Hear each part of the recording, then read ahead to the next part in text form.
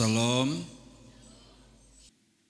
Baiklah, mari kita buka firman Tuhan dalam Yakobus pasal yang ke-4 ayat yang ke-8. Tema kita hari ini berbicara tentang membangun keintiman. Apa? Membangun keintiman. Ada kata membangun. Nanti kita akan lihat Bapak Ibu Saudara, Yakobus pasal 4 ayat yang ke-8. Kita baca bersama-sama. Ayat 8a saja ya. Sudah? 1, 2, 3. Mendekatlah kepada Allah dan Ia akan mendekat kepadamu. Cukup itu saja. Bapak Ibu Saudara yang Tuhan Yesus kasihi, sebenarnya untuk mendukung pembacaan atau tema kita hari ini, membangun keintiman, saya mengambil 2 pembacaan. Yang satunya Yohanes 10 ayat 10, saya baca saja demikian. Pencuri datang hanya untuk mencuri dan membunuh dan membinasakan. Aku datang supaya mereka mempunyai hidup dan mempunyainya dalam segala kelimpahan. Demikian Bapak Ibu Saudaraku, jika berbicara tentang membangun keintiman, ini sesuatu yang amat penting bagaimana kita memiliki hubungan yang baik dengan siapapun.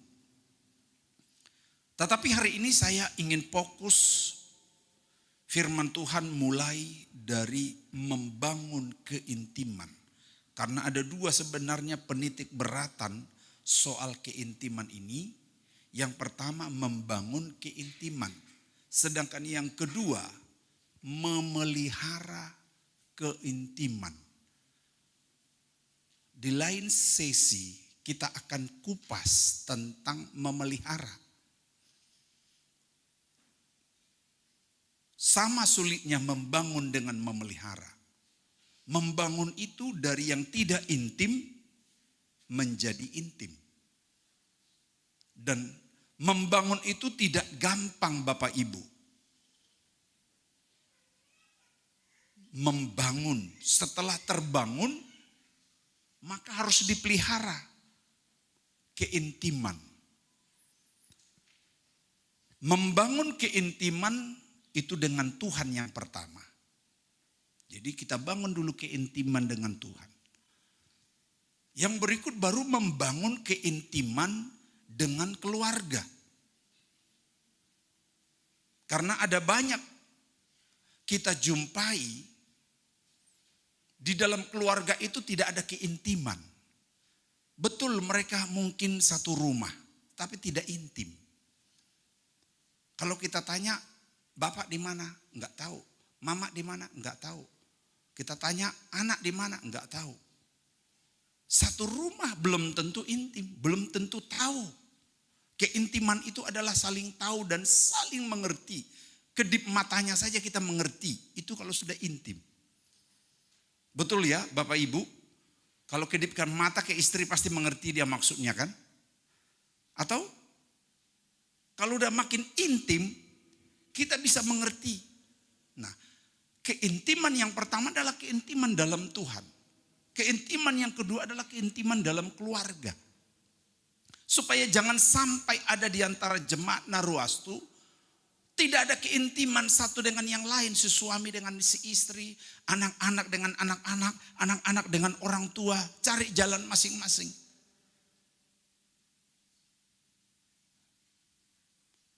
Saya memiliki beban ingin menyampaikan firman ini karena saya menemukan bukan di jemaat di sini. Di jemaat kita di Jakarta lah begitu.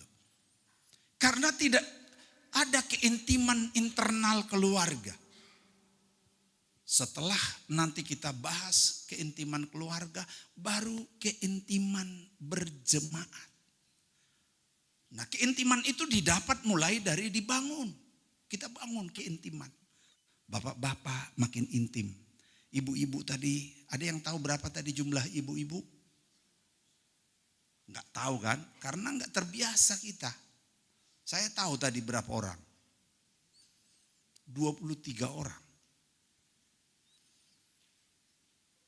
Nah, itu makin intim kita dengan seseorang, kita pelajari dia apa makanan kesukaannya. Hai suami, hai istri, pelajari suamimu supaya makin intim. Apa makanan kesukaannya? Kalau dia tidak suka makan sesuatu, jangan setiap engkau pulang kantor kau belikan makanan yang dia tidak suka. Itu bukan intim. Tangkap, amin. Kan kalau tiap engkau pulang kantor, kau belilah makanan apa kesukaannya. Kalau engkau belum tahu makanan kesukaan pasanganmu, itu tandanya engkau belum intim. Luarnya saja yang engkau tahu. Kulitnya saja yang engkau tahu. Kalau engkau sudah sampai tahu, dalamnya engkau tahu. Bukan saja hanya makanannya yang engkau pelajari. Apa yang dia tidak suka, pasti engkau pelajari. Kalau dia tidak suka engkau larut malam, pasti engkau hindari untuk pulang larut malam. Kalau pasanganmu tidak suka engkau pulang dengan bau minuman, pasti engkau hindari pulang dengan berbau minuman. Itu namanya intim. Begitu sebaliknya, hai istri-istri, kalau pasanganmu paling tidak suka melihat engkau seperti radio. Bagaimana? Radio yang bagus. Pasti engkau kurangi volumenya, kau kurangi korek-koreknya. Itu namanya keintiman. Nah, ini masih kulitnya yang saya sampaikan.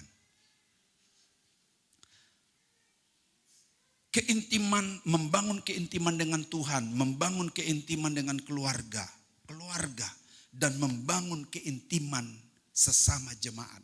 Nanti sesi berikutnya baru kita khotbah memelihara keintiman. Memelihara keintiman dengan Tuhan, memelihara keintiman dengan keluarga. Kan kalau udah intim, jadi saya masih mau meletakkan dasar bagaimana membangun. Supaya kalau saya tanya, Bapak di mana ke anak-anak kalian, mereka tahu Bapak saya lagi di sana. Supaya kalau saya tanya anak-anak, Mama di mana, mereka tahu Mama di sana. Mulai terbangun keintiman dalam keluarga. Jangan sampai saya tanya, Bapak di mana, sudah 2 hari nggak pulang, nggak tahu. Mama di mana, nggak tahu juga. Wow. Begitu juga kalau saya tanya orang tua, di mana anak, jawab, wah dia lagi kursus, dia lagi sekolah, oh dia lagi ke sana, oh dia lagi kasih makan tedong. Jelas, karena harus tahu itu namanya intim. Lalu membangun keintiman dengan jemaat. Tidak mungkin bisa kita membangun keintiman dengan jemaat kalau kita tidak kenal dia. Kalau tidak tahu berapa jumlah anggota komselnya. Gak bisa membangun keakraban di dalam komsel kalau gak tahu anggota komsel. Berapa anggota komsel Pak Sintua? 10. Ah ini berarti dia kenal.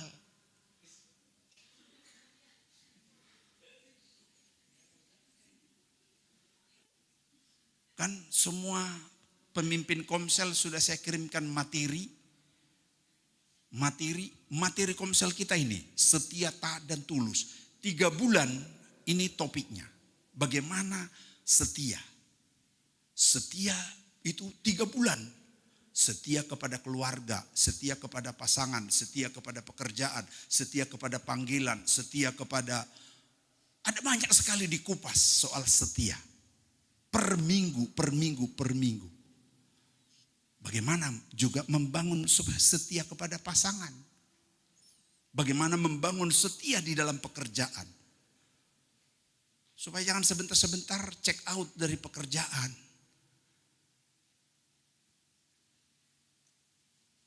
kenali supaya terbangun keintiman di tengah-tengah jemaat.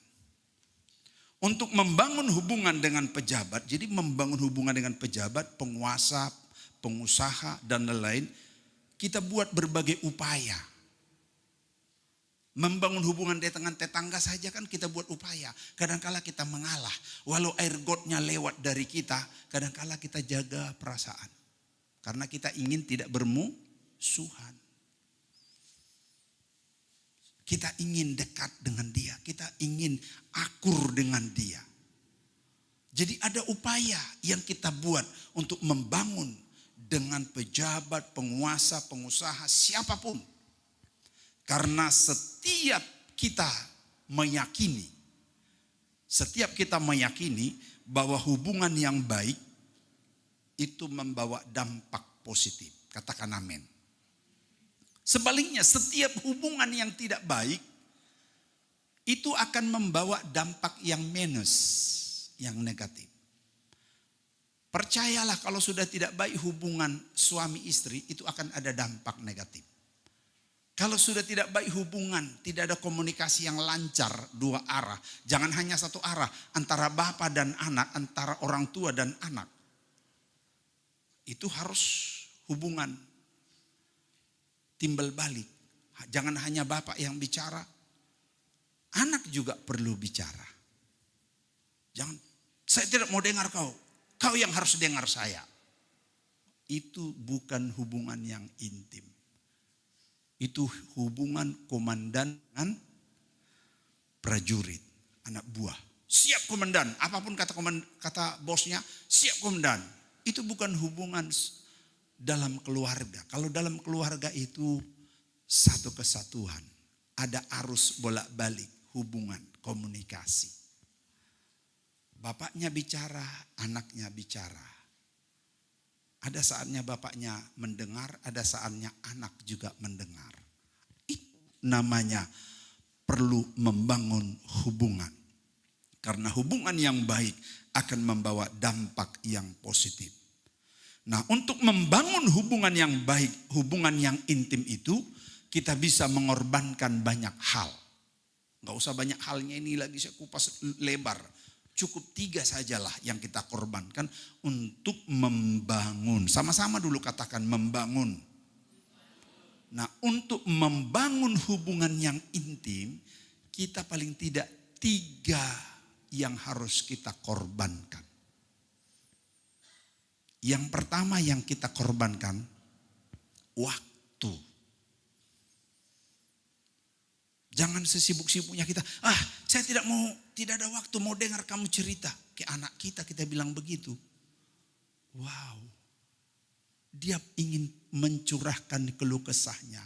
Mungkin dia mau bilang, papa, mama, aku ada kenal seorang perempuan yang cantik. Papa, mama, aku ada mengenal seorang laki-laki yang ganteng. Kapan dia mau bercerita kalau nggak ada ruang yang kita buka? Saya justru itu yang sedang saya tunggu-tunggu. Dari anak-anak, dari pemuda-pemudi. Luangkan waktu, makanya sampai firman Tuhan di dalam kitab Kejadian, Tuhan menciptakan hari pertama ini, hari kedua ini, hari ketiga, sampai hari ke-6. Sesibuk-sibuknya Tuhan, lalu hari ke-7 dia apa? Berhenti. Tujuannya sebab dia ingin berjumpa, berinteraksi dengan manusia di hari ke-7. Jadi Bapak Ibu hari ini datang ini ingin berjumpa dengan Tuhan, ingin berinteraksi dengan Tuhan. Amin. Jadi sesibuk-sibuknya engkau hari Senin sampai hari Sabtu, bolehlah. Tapi jangan sampai hari ke-7 pun engkau tidak membangun hubungan dengan Tuhan. Sesibuk-sibuknya engkau bekerja, cari uang, cari nafkah demi untuk masa depanmu juga. Sesibuk-sibukmu, tapi kalau engkau tidak menyisihkan waktu Untuk apa itu yang engkau cari? Untuk apa itu yang engkau berkeluh kesah? Kalau engkau tidak punya waktu untuk istrimu, untuk anak-anakmu, duduk bersama. Seperti yang di Facebook banyak orang bilang quality time. Itu artinya apa? Apa artinya quality time? Waktu yang berkualitas. Khususkan, siapkan waktu untuk istrimu, untuk suamimu bercanda. Untuk anak-anakmu bercanda. Jangan kaku kayak bos dengan komandan tadi. Anak buah dengan komandan, bukan. Atau ada yang merasa memposisikan anaknya di sini anak buah. Atau juga anak-anak memposisikan orang tua itu komandan. Apalagi yang komandan pangkatnya antara mayor jenderal dengan kopral jenderal. Sama-sama jenderal. Tapi posisikanlah sebagai sahabat, sebagai pasangan, sebagai sesuatu yang tak terpisahkan, intim.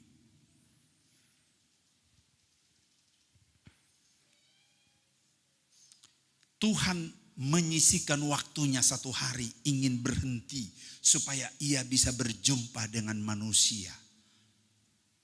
Dia meninggalkan semua. Lalu dia menyebut hari itu menjadi hari yang dikhususkan. Jadi dalam keluarga juga kalau engkau mengkhususkan untuk Tuhan, dalam keluarga juga ada khususkan untuk keluarga. Sebab sia-sia engkau kerja keras. Sia-sia engkau kumpulkan uang. Kalau engkau tidak membangun keharmonisan, keintiman dengan anak-anak, engkau akan menyesal suatu waktu. Ya, kami orang tua ini tinggal tunggu waktu sedikit lagi. Karena itu di sisa waktu ini kami mau bangun hubungan dengan Tuhan, bangun hubungan juga dengan keluarga, bangun hubungan dengan jemaat. Dan ini divideokan suatu waktu saya sudah meninggal pun khotbah ini bisa putar. Dan itu nanti akan keliling. Wah, luar biasa betul yang disampaikan Pak Gembala ini.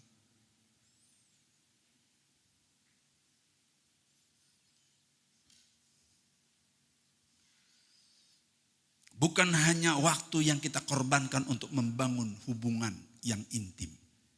Baik dengan Tuhan, baik dengan keluarga maupun dengan jemaat. Bukan hanya waktu, tapi juga pengorbanan yang kedua adalah korban uang. Sama-sama bilang dulu, korban uang. Saya kadangkala Bapak Ibu, dalam seminggu kadangkala saya mengajak beberapa orang ngopi. Kalau lagi ada uang, ya ngopinya di Janji Jiwa. Kalau tidak ada uang, ya ngopinya di Meciada. Ini bukan soal sebenarnya saya lagi ada duit mengajak orang minum. Bukan. Mengajak orang ngopi. Bukan soal di situ perkaranya. Tapi saya ingin membangun hubungan. Ingin mendengar. Ingin berinteraksi. Kalau begini kan kita jarang interaksi bisa leluasa. Begitu selesai bubar ibadah, ya ambil makan, duduk, cari tempat duduk masing-masing. Ada yang langsung pulang. Makanya kita harap jangan ada yang langsung pulang. Selesai ibadah, nikmati. Kalau sudah pas habis makanannya, kuah-kuahnya aja siram. Karena tujuannya bukan sebenarnya soal makannya dan minuman. Itu hanya sarana untuk kita lebih banyak berinteraksi. Saling mengenal, lebih dekat. Amin. Nanti tidak ada yang pulang.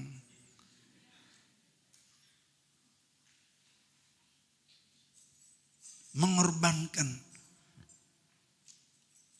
uang. Jangan kita kira uang itu segala-galanya juga. Tapi dengan uang kita korbankan, kita ngajak ngopi. Kita ajak keluarga kita quality time di restoran. Bukan karena ada uangmu mengajak anakmu ke restoran. Tapi apalagi kalau sudah ada uangmu belum pernah kau ajak anakmu ke restoran.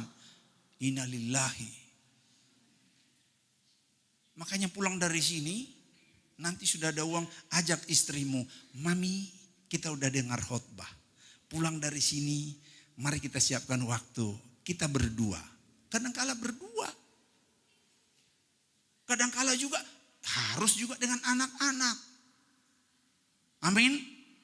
Supaya laku restoran, meci ada juga. Bukan itu maksudnya. Betapa pentingnya membangun hubungan yang intim. Kadangkala kalau cerita di rumah saya baca, siapa yang bikin status kemarin di media sosial. Dia bilang begini, kalau sudah suami istri ngobrol di rumah, lama-lama pasti ribut katanya. Katanya suami istri kalau udah ngobrol di rumah lama-lama, pasti terakhirnya ribut. Bertengkar. Wih, saya bilang saya kaget mendengar itu. Tapi di Narwastu tidak ada, amin. Nah, tapi ada betulnya kadangkala banyak masalah persoalan itu bisa clear tuntas di meja makan. Apalagi meja makan yang pemandangannya bagus. Ajaklah di restoran. Percayalah jemaat Tuhan. Nikmati hidup itu. Amin.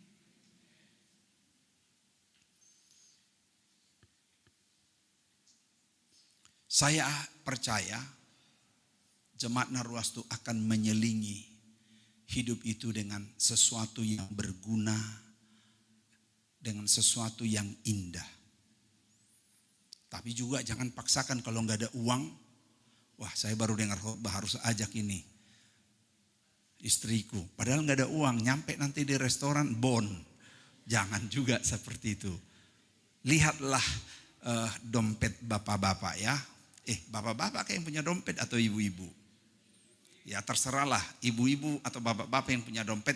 Tapi lihatlah, bisa bisik, mami kita udah dengar khotbah. Isi dompetku tinggal cepek. Tahu cepek? 100. Nggak cukup ini kalau kita pergi ke resto. Ke janji jiwa cukup. Tapi kalau ada mami punya uang, bagaimana? Ajak. Wih, pasti bilang, tumben suami saya ini nggak pernah ini. Pasti berbunga-bunga hatinya. Amin.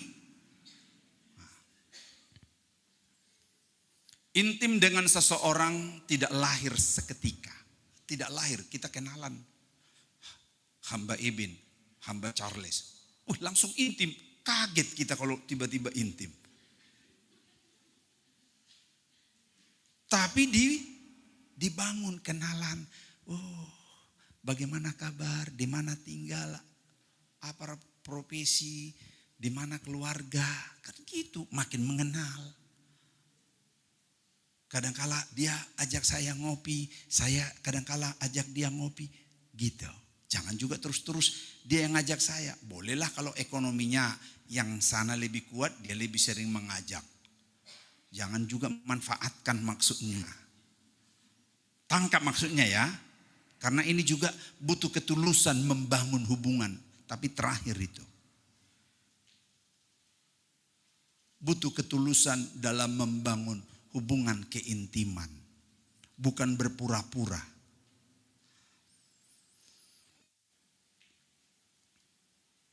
Intim dengan seseorang tidak lahir seketika, tetapi ada upaya membangun.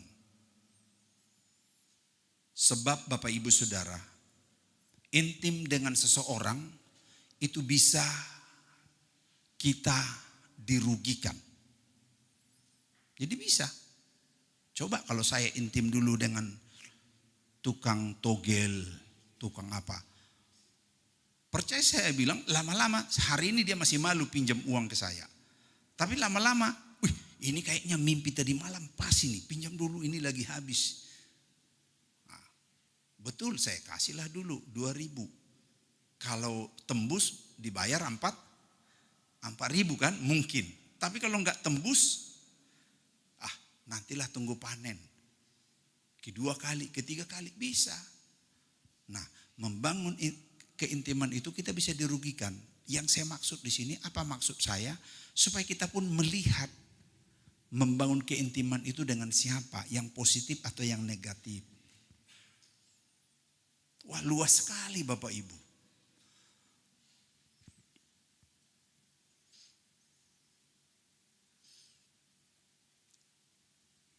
Bisa juga saling menguntungkan. Membangun keintiman bisa saling menguntungkan. Bukan soal finance atau keuangan di sini. Tapi ada ide ketika saya dekat dengan dia. Ada ide, ada support, ada penguatan. Begitupun dari saya, saling menguatkan. Maka saling menguntungkan, saling mengasah. Nah, intim dengan Tuhan sudah pasti akan memberi keuntungan kepada kita, kepada siapapun yang mau intim dengan Tuhan. Tapi kalau intim dengan manusia, tidak selamanya. Karena itu lihat juga, seleksi juga. Supaya jangan sampai justru engkau dirugikan. Bukan soal finance, bukan soal keuangan. Tapi ketika kita intim dengan seseorang, kalau bisa saling menguntungkan, saling menguatkan. Tapi kalau kita intim dengan Tuhan, itu yang diuntungkan justru kita. Karena Tuhan tidak pernah merugikan siapapun yang intim dengan Dia. Makanya Tuhan bilang dalam ayat yang kita baca, mendekatlah kepada Allah. Mendekat kepada Allah. Hari Minggu kita ada di sini, itu bagian dari kita mendekat kepada Allah. Maka Allah akan mendekat. Kita tidak lihat Dia mendekat. Tetapi sebenarnya kalau kita sungguh-sungguh mendekat, maka kita merasakan ada atmosfer yang berbeda ketika kita mendekat. Ada sesuatu yang berbeda kalau kita makin mendekat dengan Tuhan. Hai istri-istri, dorong suamimu mendekat dengan Tuhan. Tidak ada ruginya suamimu mendekat dengan Tuhan. Ada atmosfer baru nanti yang akan mengubah suamimu ketika dia lebih sungguh-sungguh kepada Tuhan, lebih dekat, lebih intim dengan Tuhan. Lewat doa, lewat pujian, lewat penyembahan, lewat firman Tuhan. Keintiman dengan Tuhan akan terus memberkati, memulihkan.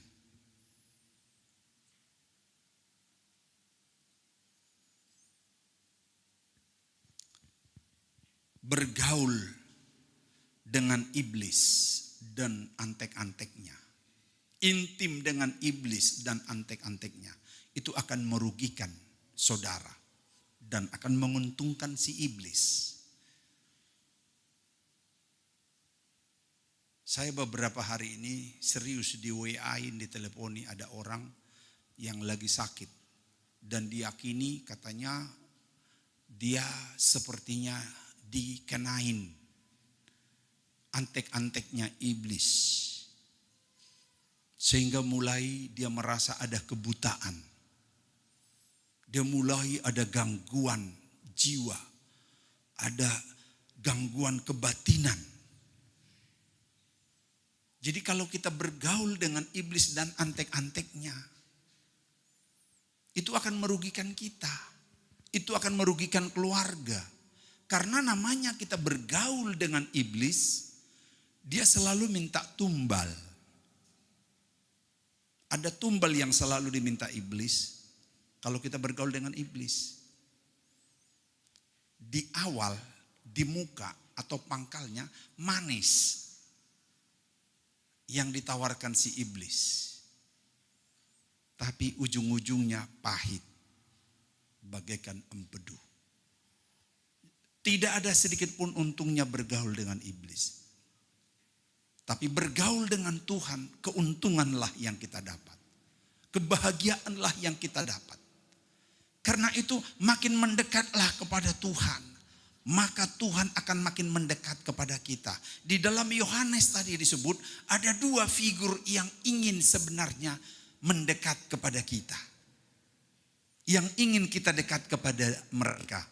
Dua oknum. Siapa tadi dalam Yohanes 10 ayat 10? Yang kita baca tadi, pembacaan kedua. Si iblis dan Tuhan. Si iblis bilang dia datang untuk, dia mendekat. Datang itu kan mendekat. Dia mendekat kepada kita untuk mencuri, membunuh, membinasakan. Komplit. Sedangkan Tuhan datang untuk memberi kita kehidupan, memberi kita kebahagiaan. Jadi sama-sama dua figur itu ingin kita dekat kepada mereka. Pilihan ada di saudara, pilihan ada di saya. Saya mau mendekat kemana? Kepada yang merugikan atau kepada yang menguntungkan? Karena si iblis datang hanya untuk mencuri, membunuh, membinasakan. Apa yang dia curi? Bukan hanya uang. Uang tidak seberapa kalau dia curi. Yang dia curi itu damai sejahtera.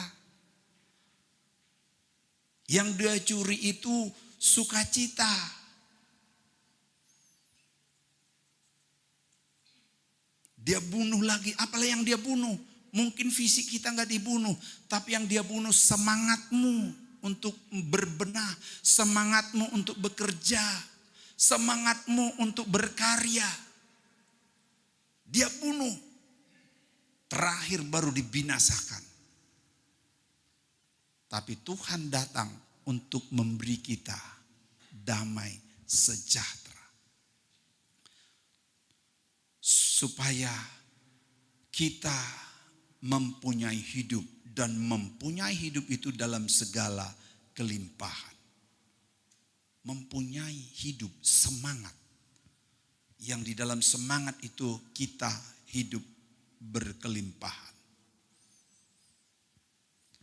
Bergaul dengan Tuhan atau bergaul intim dengan Tuhan sama halnya kita sedang menerima banyak hal dari Tuhan.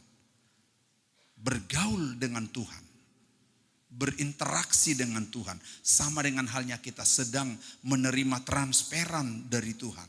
Transfer ilmu, transfer pengurapan, transfer wibawa. Makanya kalau orang dekat dengan Tuhan itu wajahnya berseri. Seperti yang ada di kiri kananmu. Coba lihat dulu kiri kanan. Berseri enggak wajahnya?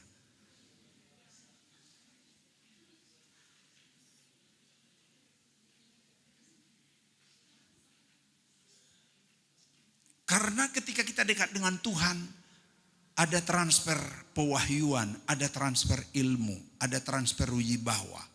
Ketika Musa 40 hari, 40 malam di Gunung Sinai. Nah, ini kan belum ada yang ke Gunung Sinai, baru bisa ombing ya.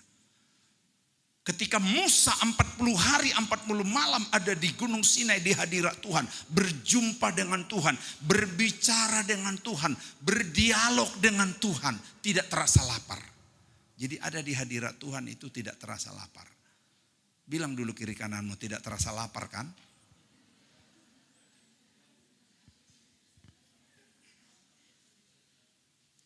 Puluh hari Musa ada di hadirat Tuhan.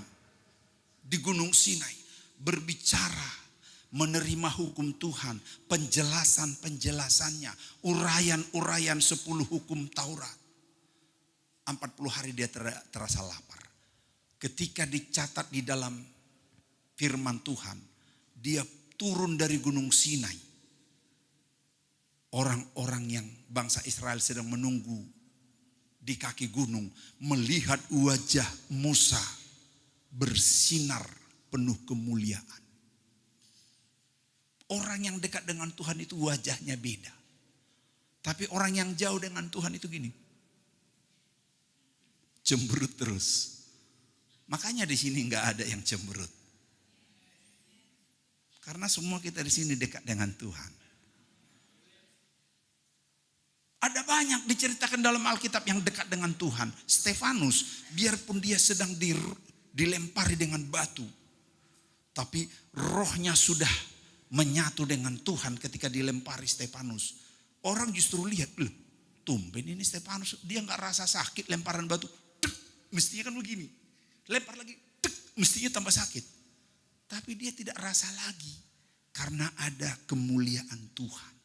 Orang-orang bilang kok wajahnya penuh kemuliaan. Wajahnya bersinar. Seperti wajah jemaat Narwastu hari ini. Itu karena dia sedang intim dengan Tuhan. Begitu juga sebenarnya kalau kita lagi intim dengan istri pasti senyum-senyum toh. Ting ding ting ding ding ting. Enggak mungkin kita baru jumpa dengan istri kita pulang begini. Kalau engkau baru jumpa dengan istrimu atau suamimu begini, oh berarti kau lagi baru ada masalah. Tapi kalau kita intim, wah, saya lihat ada keluarga yang intim di dalam Alkitab. Dia penuh persoalan sebenarnya. Abraham dan istrinya Sarah. Saat itu keluarga ini ekonominya morat-marit.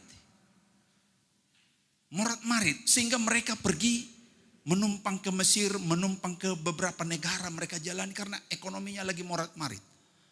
Tapi justru di negeri itu mereka bercumbu. Sayang, cinta. Dilihat oleh raja, mereka bercumbu. Padahal beban mereka banyak, ekonomi sulit. Mereka juga saat itu belum punya anak, padahal udah menikah 20-an tahun lebih. Belum punya anak, tapi dilihat oleh Raja Abimelek. Kok mesra banget. Pulang dari sini mesra-mesraan dengan istri suamimu. Amin. Pulang dari sini mesraan dengan suami dengan istri. Yes, katakan dulu. Hai istri-istri, katakan yes. Yang belum punya suami jangan bilang.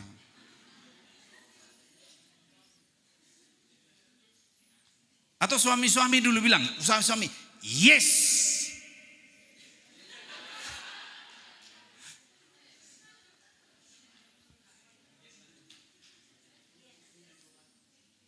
Abraham banyak masalah, banyak beban.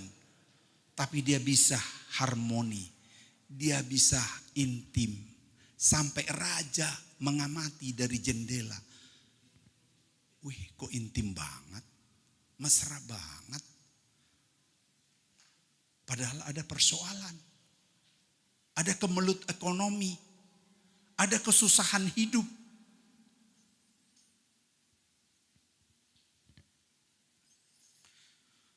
Jika ingin kita akrab dengan orang-orang yang hebat, maka engkau akan mendapat transfusi kehebatannya.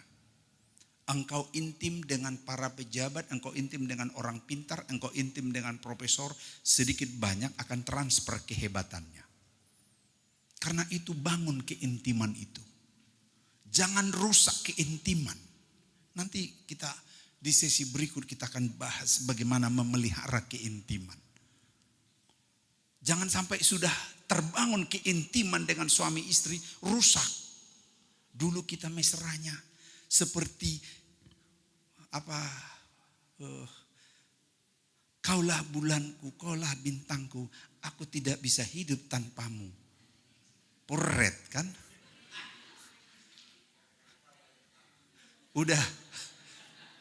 Udah 5 tahun, 10 tahun, bukan begitu lagi. Nah, jadi itu harus dipelihara. Yang sudah terbangun, membangunnya berat, penuh pengorbanan tadi, masa mau kita hancurkan? Harus dipelihara.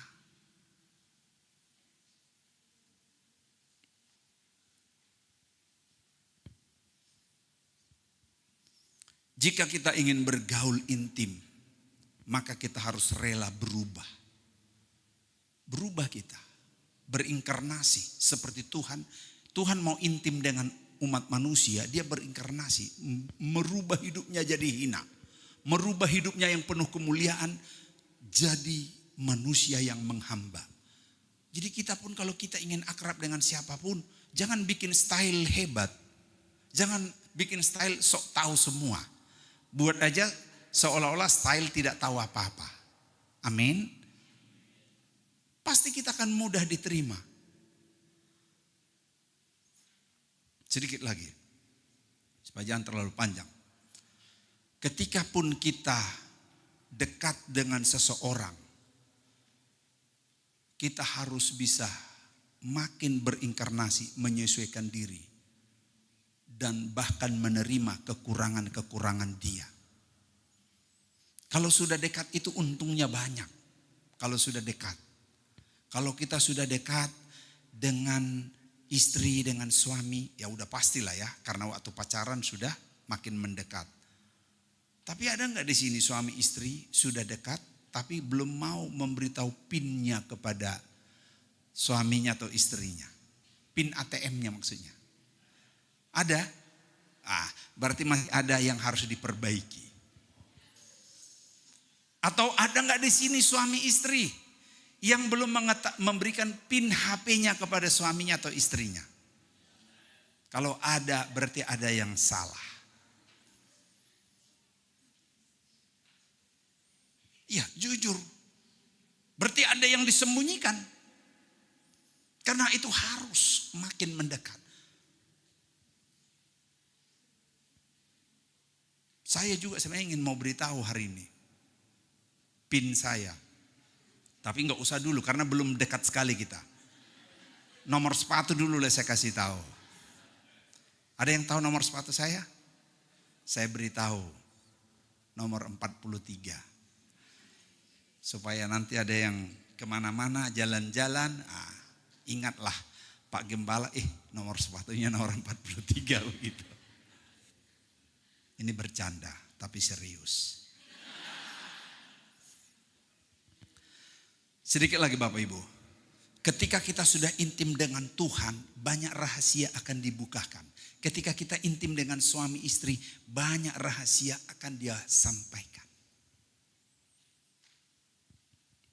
Bangun keintiman dengan Tuhan, bangun keintiman dengan keluargamu. Kita bangun keintiman dalam berjemaat. Membangun keintiman tidak akan bisa jika kita saling menghakimi, mempersalahkan. Tidak mungkin. Kalau Tuhan selalu menghakimi kita, mana bisa terbangun, tapi Dia relakan semua dosa kita diampuni supaya kita intim dengan Dia. Orang yang menghakimi tidak akan pernah bisa mengasihi. Orang yang mau suka menghakimi, melihat kekurangan orang lain, itu akan sulit bisa mengasihi. Tapi orang yang mau mengasihi, dia menutupi banyak dosa, banyak kesalahan.